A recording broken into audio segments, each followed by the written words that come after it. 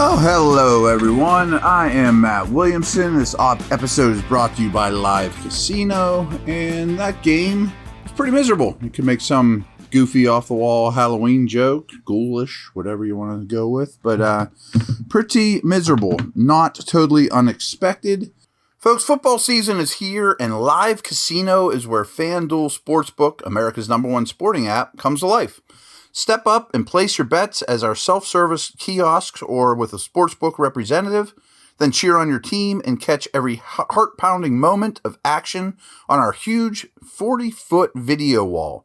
Bet, watch, and win at Live Casino Pittsburgh, Route 30 at the Westmoreland Mall. Gambling problem? Call 1-800-GAMBLER.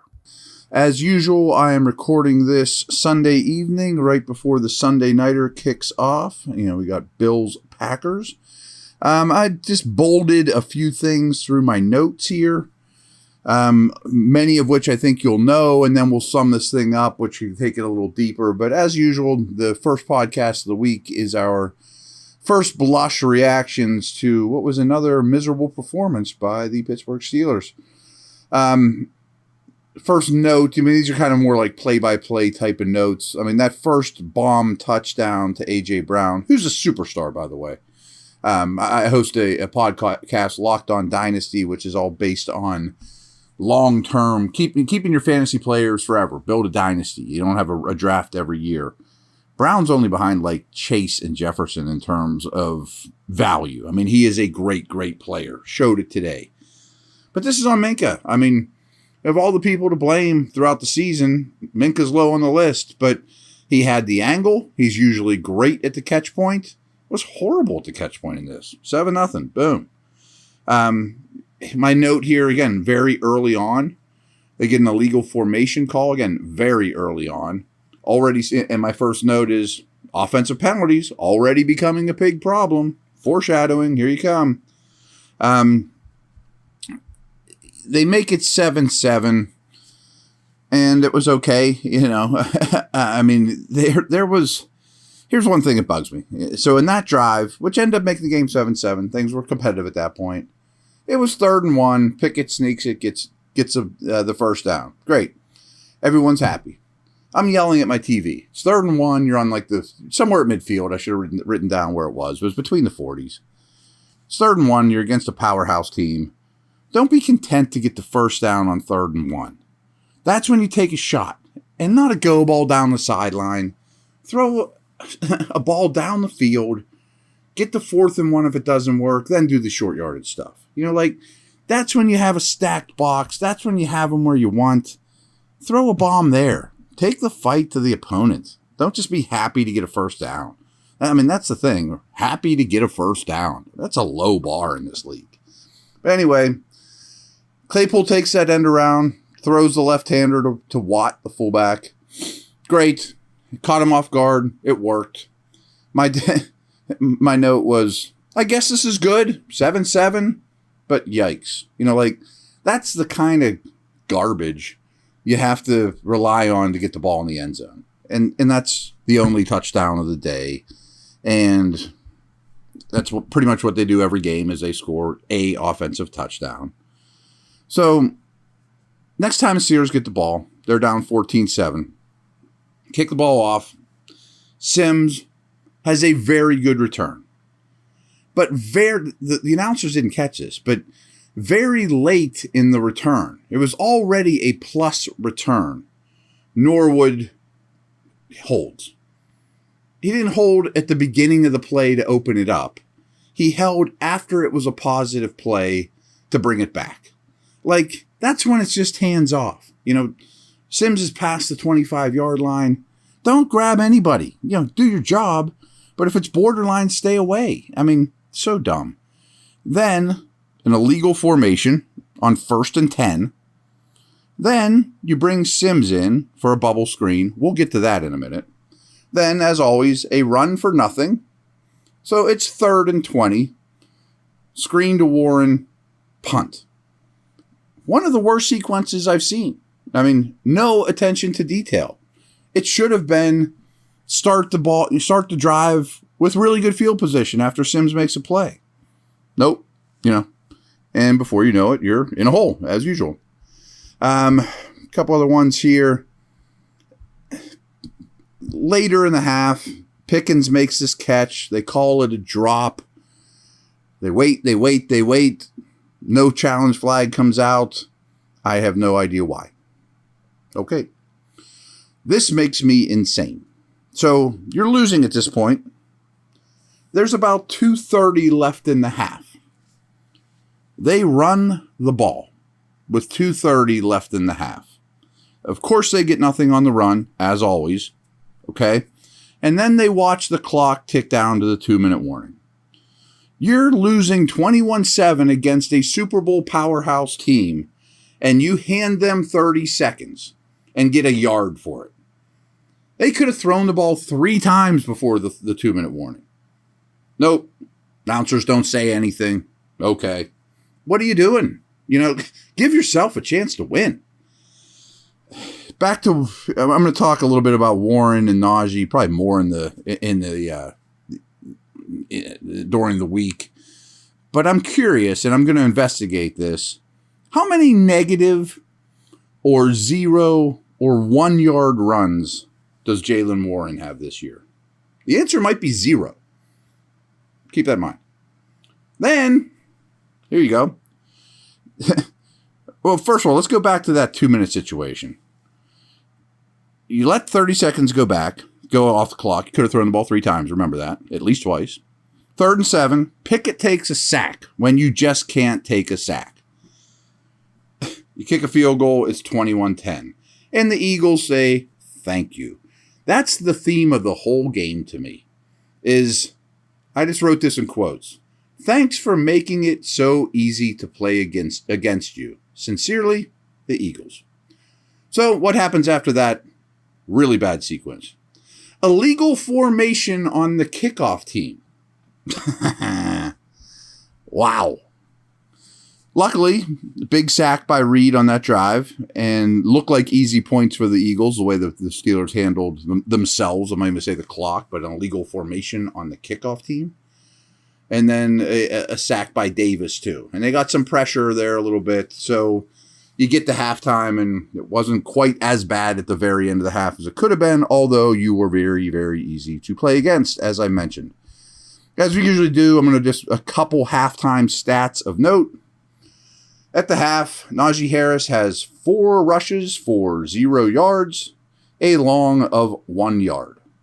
Nice. That's professional. Yards per play, Steelers, 3.7, which would be at the worst in the league if over the course of the year. That would be the last. The Eagles are at 6.7. So in the first half, every time they snapped the ball, they got 3 more yards than the Steelers. And at that point, the Steelers had already had 8 penalties. I have early in the second half, we're moving along. In all caps, in bold, I type mental errors. Wow. And at this point, it's 28-10. These go routes down the sidelines are making me crazy too, but these are some more details we'll get in throughout the week. At this point, I'm thinking Kenny's starting to heat up a little bit, though. Starting to make some throws, starting to feel himself, playing in rhythm. And then I just said, all right, I'm done with this. It's time to blame Najee Harris. Everyone's to blame, but he can't be free of blame at all. I mean, he is an anchor right now. And, of course, they stall in the red zone field goal. It's 28-13. Yay, they got a field goal. Then the new kicker, who made his field goals, good for him, kicks it out of bounds. So the second awful play on a kickoff. I gave the Eagles credit. This is something we talked about a lot on the pregame show with Mike Pursuta and Merrill Hodge about how good this Eagles triple option was. And my note was, it's really great to see a well-designed offense. And Hurts ran it beautifully. The ball handling, the decision. Is he going to hand it? Is he going to throw it? Or is he going to run it? It was a true triple option. And they've been abusing people with it all year. But well-designed offense is fun to watch. At this point, the game's over. So a quick note, I give the Eagles credit. They have to play Thursday against Houston, but it doesn't matter. Wisely, they basically just rested everyone for the fourth quarter. So, they beat you with their starters in 3 quarters of play. Pickett and the offense were 1 out of 3 in the red zone. Just miserable. I'm going to take a break. I got some stats here and a little bit of quick thumbs up, thumbs down.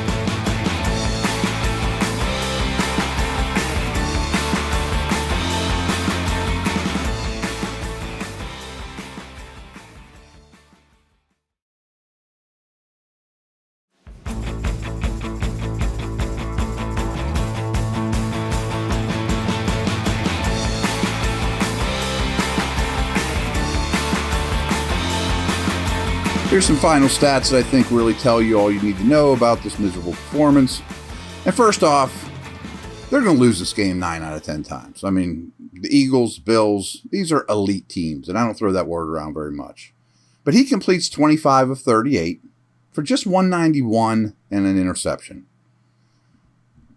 Hurts completes 6 fewer passes, barely plays in the fourth quarter, if at all, but for about 100 more yards and 4 touchdowns and no interceptions.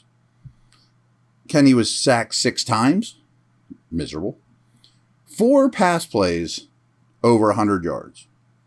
And I don't have huge faith in Pro Football Focus. This is big time throws stat, but he had 0. 0 big time throws in the whole game. Yards per pass. 3.4 every time the Steelers drop back versus 8.8 for the Eagles.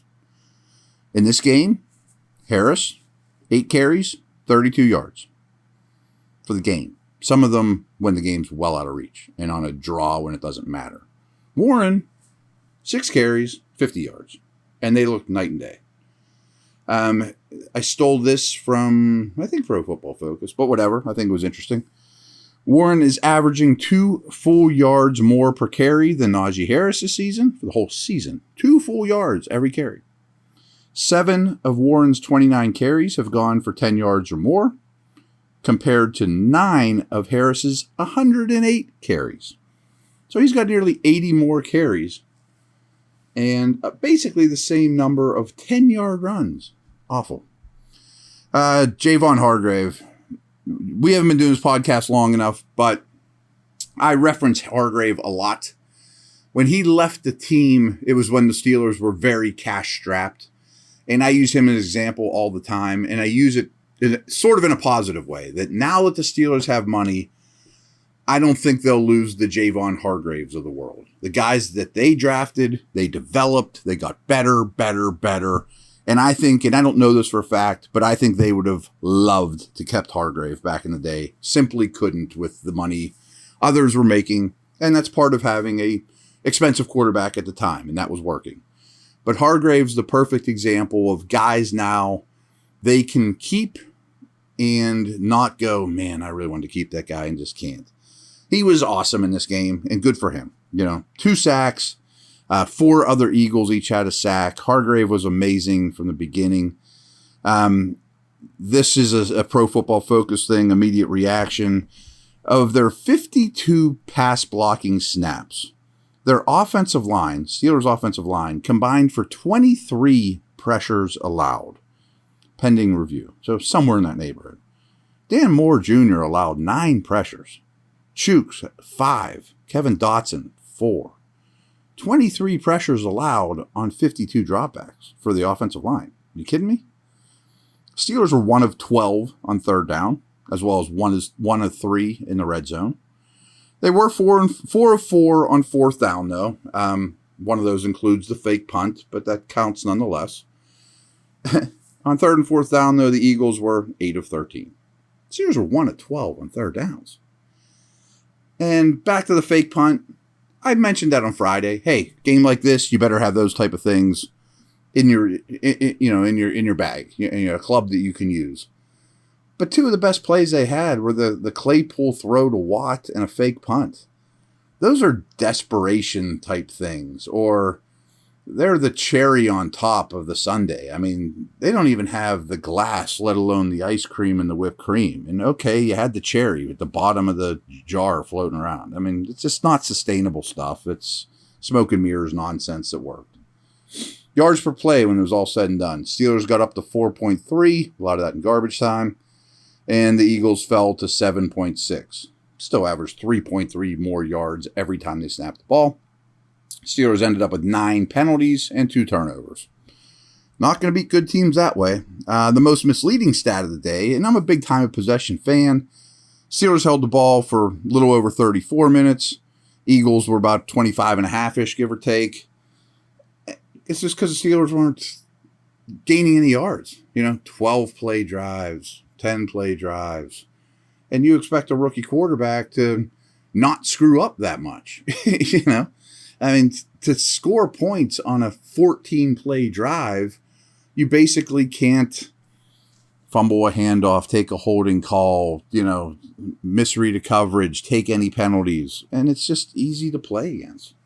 So here are some offense. I haven't seen the defensive snap counts of the Eagles, but here are some fellas that I'm going to mention that played offensive snaps for the Eagles in this game. Eagles only played 57 offensive snaps. Gardner Minshew played 11 of 57. Kenneth Gainwell played 14. Scott, the other running back, played 13.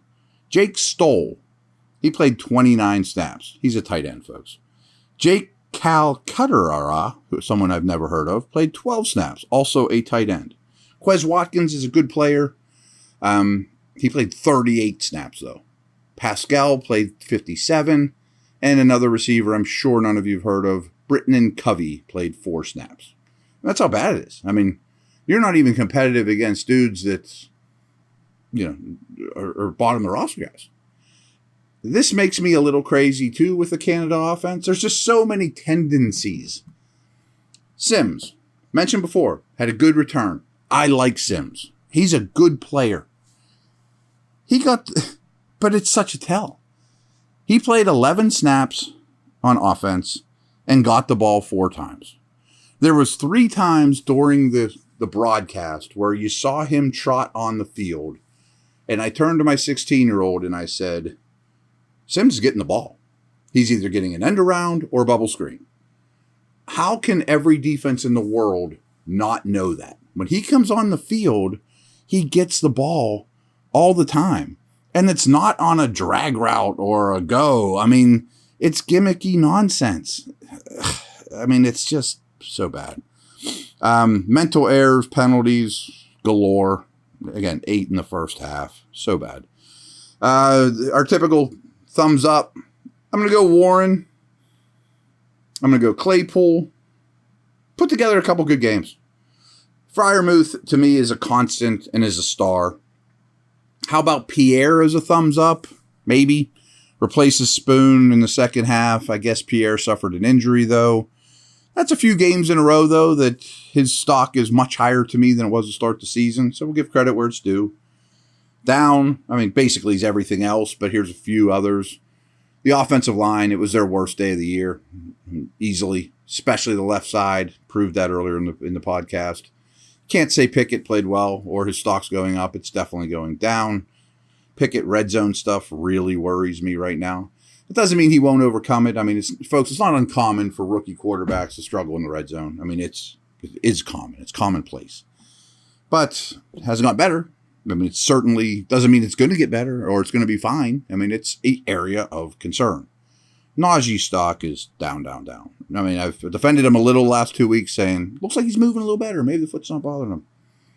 I mean, they dump it to him, and he needs 2 or 3 yards, just stops his feet, looks around, waits for tacklers to come smash him. 4 of them do, including a defensive lineman. You're a 245-pound back. Run over the guy in front of you and get the first down. And then the next play, they dump it to him. I have to look, but it's almost like the exact same play call. Shocker. And he tries to leap somebody again. That's not running back stuff. Jumping over people 5 feet in the air isn't running back stuff. It looks cute when it works. It never works. Witherspoon getting benched. Excuse me. I'll give him credit. I mean, rough game. Brutal game. I have no problem benching him. Sometimes the guy that you're guarding is just a better player. And I think it was him against Amari Cooper, the same thing. That's starting to be a trend with Spoon, is when he's one-on-one against a star or a B+ or better receiver, he loses a lot. The good guys in the league give him a really hard time. And I mean, I get it, but no one cares. That's not an excuse. That's fine. Minka has to get a thumbs down too. Not that I'm worried about him, but didn't make any big plays, allowed a big play, And here it is. Here's my last two notes, and it's kind of, I think, sums things up. Steelers lose this game no matter what. No matter what. But the bottom line is Pittsburgh is just way too easy to play against right now. Like when I think of decisions on the field or personnel decisions, or always think, if I was playing against these guys, what do I want them not to do? I feel like the Steelers do the opposite every time. That if I were the fan of Steelers opponent X, and so much of what they do, I would just say, thank you. You make it very easy to play against you. I appreciate it. So you go into your bye. I would say take a step back, analyze playing time on guys like Najee, analyze your offensive coaching staff, go watch the Bills and Eagles. You've played these two teams twice, each in the last month or so, even less. I think they have a very good chance to meet in the Super Bowl. Bills are about to kick off now. I have a feeling they'll do just fine against Green Bay. I don't think I'm going to eat these words either way. Go watch those teams, and not just how they attacked you. Go look how they were built. Where did they use their resources? Now, you're not going to fall into Josh Allen, but Jalen Hurts wasn't built overnight, and he has a unique skill set. And where are these teams using their resources? How are they developing players? They're the class of the league right now with the Chiefs.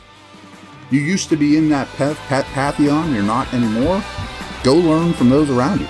So that's what I got. See you later. Over and out.